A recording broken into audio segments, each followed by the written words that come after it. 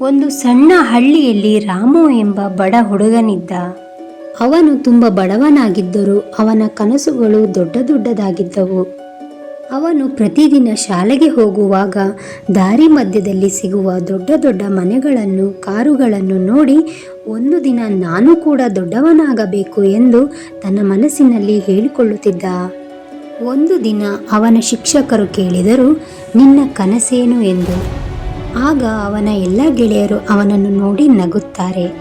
ಧೈರ್ಯವಾಗಿ ಎದ್ದು ನಿಂತು ರಾಮು ಹೀಗೆ ಹೇಳಿದನು, ನಾನು ಡಾಕ್ಟರ್ ಆಗಿ ನನ್ನ ಹಳ್ಳಿಗೆ ಉಚಿತ ಚಿಕಿತ್ಸೆ ನೀಡಬೇಕು ಎಂದನು.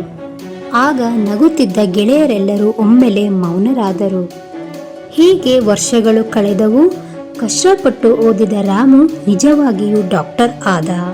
ತನ್ನ ಹಳ್ಳಿಗೆ ಮರಳಿ ಬಂದು ದೊಡ್ಡ ಆಸ್ಪತ್ರೆಯನ್ನು ಕಟ್ಟಿದ.